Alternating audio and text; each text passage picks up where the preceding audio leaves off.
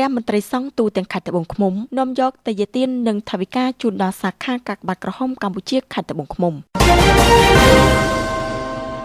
នៅរុស្ស៊ីថ្ងៃទី1ខែមិថុនាឆ្នាំ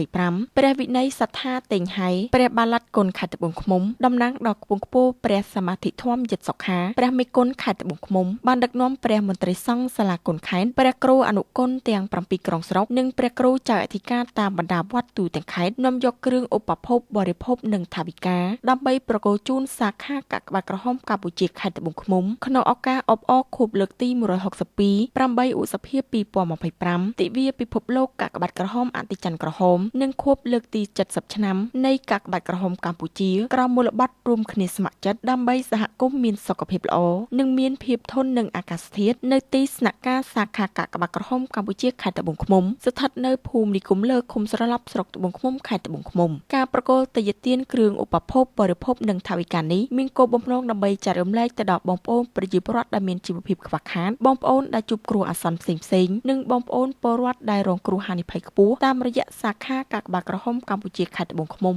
ដែលតែងនាំយកអំណោយទាំងនោះជូនដល់បងប្អូនប្រជាពលរដ្ឋជួបការលំបាកថ្លែងក្នុងឱកាសនោះលោករស់សុខុននាយកប្រតិបត្តិសាខាកាកបាទក្រហមកម្ពុជាខេត្តត្បូងឃ្មុំបានថ្លែងអំណរគុណដល់ព្រះមន្ត្រីសង្ឃព្រះអនុគុណគ្រប់ក្រុងស្រុកនិងព្រះគ្រូចៅអធិការតាមបណ្ដាវត្តទូទាំងខេត្តត្បូងឃ្មុំដែលតែងតែយកចិត្តទុកដាក់ជួយដល់កិច្ចការងារសង្គមតាមរយៈសាខាកាកបាទក្រហមកម្ពុជាខេត្តត្បូងឃ្មុំហើយតេយ្យទានទាំងនេះគឺបានជាប្រយោជន៍សម្រាប់បងប្អូនប្រជាពលរដ្ឋដែលជួបការលំបាកនៅក្នុងខេត្តត្បូងឃ្មុំផងដែរគូបញ្ជាក់ថាតេយ្យទានដែលព្រះមន្ត្រីសង្ឃទូទាំងខេត្តត្បូងឃ្មុំបានជូនដល់សាខាកាកបាទក្រហមកម្ពុជាមានដូចជាអង្ករ 15B ស្មើនឹង750គីឡូក្រាមមីចំនួន35កេសត្រីខ11យួរទឹកស៊ីអ៊ីវ24យួរទឹកត្រី19យួរទឹកក្រូច18កេសទឹកបរិសុទ្ធ24កេសបាឡុង60សម្រាប់និងថវិកាចំនួន50ម៉ឺនរៀលផងដែរ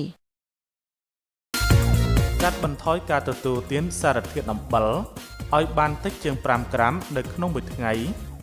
ឬមួយស្លាបព្រាកាហ្វេចាប់ផ្ដើមពីការកាត់បន្ថយ